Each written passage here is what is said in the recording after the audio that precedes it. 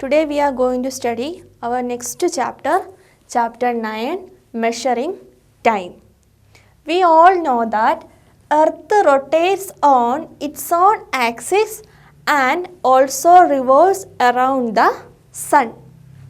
The time taken for a rotation is a day. Earth takes 24 hours to rotate once round its own axis. So, 1 day is equal to 24 hours. The time taken by the Earth to go round the Sun once is taken as a year. Earth takes 365 and 1/4 days to complete one revolution. The 1/4 day or 1/4 day is ignored for 3 years, and every 4th year 1 day is added to 365. How this one? 1/4 into 4. We ignore 1/4 day. The 1/4 day is ignored for 3 years, and every 4th year 1 day is added to 365. We know that 1/4 into 4, that is 4/4, which is equal to 1. So, a year has 365 days. That means a normal year. 365 days. Once in 4 years, it has 366 days, and that year is called a leap year. Once in 4 years, it has 366 days, and that year is called a leap year. A year is divided into 12 months.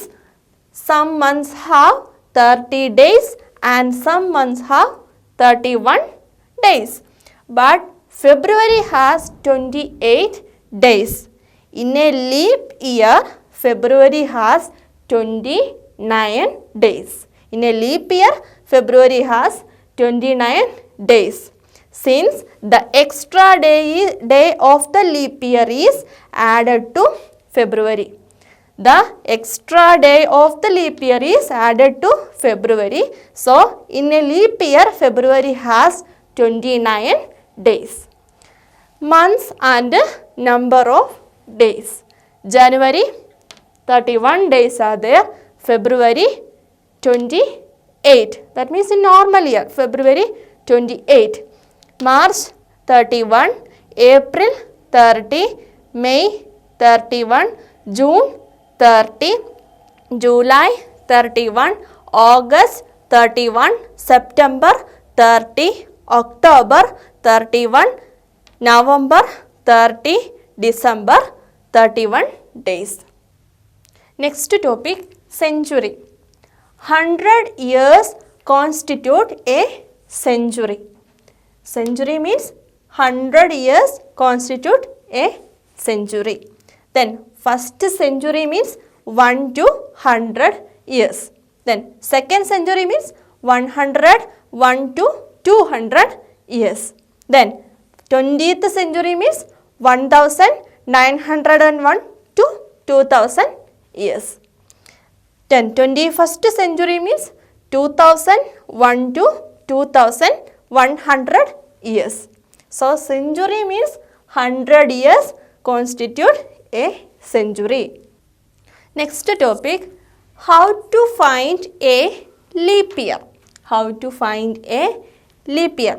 There are 2 rules we have to study. 2 rules. First one, if the given value is a century, then the value should be divisible by 400. If the given value or the given year is a century, then the value should be divisible by 400. Century means last 2 digits will be 0. If the given value is a century, then that means the last 2 digits are zeros, then the value should be divisible by 400. Examples. Consider the year 2000. 2000. Last two digits are 0, so it is a century, and we have to check whether it is divisible by 400. If it is divisible, then it is a leap year. 2000 divided by 400. This 0 and this 0 cancel, this 0 and this 0. Then what is remaining? 20 by 4. 20 by 4. 5 4s are 20. So we got remainder 0 minus 0, 0, 2 minus 2, 0. We got quotient as 5 and remainder as 0. Remainder 0 means it is exactly divisible. Exactly divisible. So it is a leap year. Exactly divisible. So it is a leap year. Consider another example. Consider the year 1700. 1700. We have to check whether it is a leap year or not. Then what is the condition? If the given value is a century, the value should be divisible by 400. We have to check whether it is divisible by 400 or not. 1700 by 400. This 0 and this 0 cancel, this 0 and this 0 cancel. What is remaining? 17 by 4. 17 by 4. 17 by 4. 4 4s are 16. 7 minus 6, 1. 1 minus 1, 0. We got remainder as 1. So it is not exactly divisible. Remainder is there. So not exactly divisible. So it is not a leap year. It is not a leap year. Second rule, if the given value is not a century, then the value should be divisible by 4. If the given value is not a century, then the value should be divisible by 4. Consider the examples. 2024. It is not a century. Last two digits are not zeros. So, here we have to check whether it is divisible by 4 or not. We already studied divisibility test of 4. A number is divisible by 4 if the number formed by last two digits are divisible by 4. Here the number formed by last two digits are 24. We know that 24 is divisible by 4. So, 2024 is also exactly divisible by 4. Since it is divisible by 4, it is a leap year. Then next example, 2022. Is the number 2022 divisible by 4? No, it is not divisible by 4. 2022 is not exactly divisible by 4. So, it is not a leap year. Next topic, AM and PM. We all know that 24 hours make a day. A day is divided into two parts, from the midnight to the noon and from noon to the next midnight. The time from midnight to noon is indicated as AM, ante-meridian. The time from noon to the next midnight is indicated as PM. Full form is post-meridian. For example, Ramu goes to school at 9 AM and comes back home at 4 PM. Next topic, time measure in railways and airways. Railways and airways use 24-hour clock time. They do not indicate AM and PM. Time starts from midnight. After 12 noon, time continues as 13 hours, 14 hours, 15 hours, etc. and ends with the next midnight as 24 hours. What is given here? 12-hour clock time is there, 24-hour clock time also there. Then this is a 24-hour clock. After 12, 13, 14, 15, 16, etc. up to 24 are there in a 24-hour clock. When we compare 12-hour clock time and 24-hour clock time, before 12 noon, the hours are same. But after 12 noon, that means our 1 o'clock onwards, we read a 24-hour clock as 13 hours, 14 hours, 15 hours, etc. We can go through some examples. 6 a.m. 12-hour clock time, 6 a.m. That is 6 o'clock in 24-hour clock time also. Then what about 9:15 a.m.? That is 9:15. Then 11:40 a.m. That is before 12 noon. So 11:40. Then next one 12 noon. That is 12 o'clock. Then 12:30 p.m. That is also 12:30. Then 1 p.m. 1 o'clock, 1 p.m. That means after 12 noon. So we read it as 13 hours. In a 24-hour clock time, it is 13 hours. Then what about 3 p.m.? 3 p.m. This is 3. 15 hours. 15 hours. Then what about 10:45 p.m.? 10:45 p.m. is 20 to 45.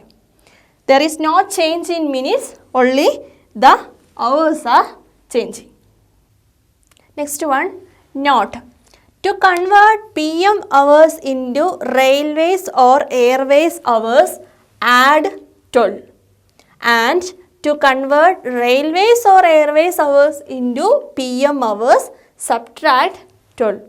What is given? To convert PM hours, that means after 12 noon, into railways or airways hours, add 12. And to convert railways or airways hours into PM hours, subtract 12. Some examples are given here. Rewrite the following timings as railway timings. 12-hour clock time is given. We have to convert them to 24-hour clock time. First one, 5:15 p.m. 5:15 p.m. What is the procedure? To convert PM hours into railways or airways hours, add 12. So we have to add 12 to this 5. There is no change in minutes, so add 12 with the 5. Then 5, 1, then 5 plus 2 is 7, 1. So 17, 15. This is the corresponding 24-hour clock time. Then next one, 3 p.m. 3 p.m. What is the procedure? Add 12. 12 plus 3 is 15. 15.00. So 15 hours. Then next one, 6:45 a.m. Here it is a.m. That means before 12 noon. So we already studied, there is no change. 6:45 itself. Consider the next question. Rewrite the following railway timings as ordinary times. Railway times are given. We have to convert them as ordinary time. Then first one, 15:20. 15:20. What is the procedure? To convert railways or airways hours into PM hours, subtract 12. So we have to subtract 12. Then no need to change minutes. Then 5 minus 2 is 3. 1 minus 1, 0. So 3:20 p.m. 3:20 p.m. Then next one, 17:42. 17:42. Then subtract 12. 42 minutes. Then 7 minus 2 is 5. 1 minus 1, 0. So 5:42 p.m. 5:42 p.m. Then next one, 21:40. 21:40. 0, 4. Then 1 minus 2 is not possible, taking borrow. 11. 11 minus 2 is 9. 1 minus 1, 0. So 9:40 p.m. 9:40 p.m. Next topic, to find the number of days from one date to another date. We can go through an example. Count the number of days from 7th July 2010 to 9th March 2011. What is the question? We have to count the number of days from 7th July 2010 to 9th March 2011. How can we find the answer? To find the answer, first we have to check whether this year 2011 is a leap year or not. For what? To check how many days are there in February. If it is a leap year, 29 days will be there, otherwise 28 days. Then, is it a leap year 2011? No, it is not divisible by 4, so it is not a leap year. Since 2011 is not divisible by 4, it is not a leap year. Hence, February has only 28 days. Now, we have to count number of days from 7th July 2010 to 9th March 2011. First one, 2010 July. Then, we know that in July, total 31 days are there. And we have to count from 7th July onwards only. That means we have to subtract 6 days from 31. 31 minus 6, that is 25. We need to consider only this 25 days. Then July 25. Then what about August? 31 days are there. Then September 30 days. October 31 days. November 30 days. December 31 days. Then next year 2011 January 31 days are there. Then February 28. It is 2011. It is not a leap year, so 28 days only. Then March up to March 9 or 9th March 2011. So March 9, we have to consider 9 days only. Then what is the question? Find the total number of days. Count the number of days. That means we have to add all these days. 25 plus 31 plus 30 plus 31 plus 30 plus 31 plus 31 plus 28 plus 9. Adding all these days, we get 246 as the answer. So, total number of days 246. Next question. Find the number of days from April 8th to October 15th of the same year. Same year. Find the number of days from April 8th to October 15th. Here April 8th onwards only. So, no need to worry about February. April 23. How? We know that April total number of days 30. But we have to consider April 8th onwards only.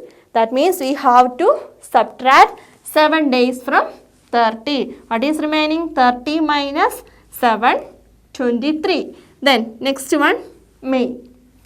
31 days are there. June, 30 days. July, 31 days. August, 31 days. September, 30 days. October, 15. Up to October 15th. So, October 15. Adding all these numbers, we will get total number of days as 191. So, total number of days 191.